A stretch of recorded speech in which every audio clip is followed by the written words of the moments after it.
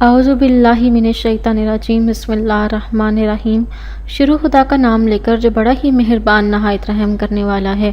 السلام علیکم ورحمۃ اللہ وبرکاتہ۔ تمام سامعین کو ہمارے چینل کی طرف سے خوش آمدید۔ مجھے امید ہے کہ آپ سب لوگ خیریت سے ہوں گے۔ ناظرین، آج کا جو وظیفہ میں آپ لوگوں کی خدمت میں لے کر حاضر ہوئی ہوں وہ بچوں کی حفاظت کے لیے ہے۔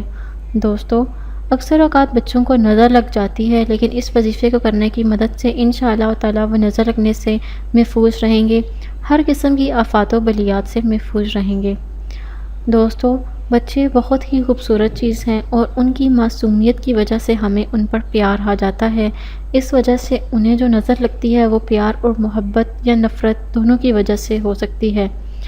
حسد کی وجہ سے بھی بچوں کو نظر لگ سکتی ہے، لیکن انشاءاللہ تعالی اس وظیفے کو کرنے کی مدد سے وہ اس سے محفوظ رہیں گے۔ دوستو، وظیفہ بتانے سے پہلے میری آپ لوگوں سے چھوٹی سی درخواست ہے کہ آپ میری اس ویڈیو کو لائک کریں اور اپنے دوستوں کے ساتھ شیئر ضرور کریں۔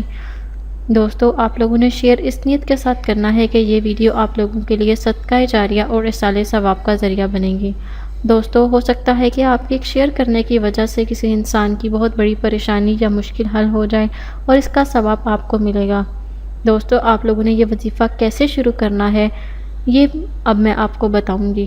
دوستو، آپ لوگوں نے سب سے پہلے ایک مرتبہ درود شریف پڑھ لینا ہے۔ درود شریف پڑھنے کے بعد آپ نے سورہ جاثیہ پڑھنی ہے ایک مرتبہ۔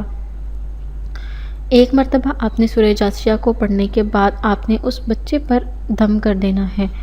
اس کے علاوہ آپ موم جمع کر کے اس کے گلے میں بھی بچے کو یہ پہنا سکتے ہیں۔ انشاءاللہ تعالی آپ کا بچہ ہر قسم کی جملہ آفات و بلیات سے محفوظ رہے گا۔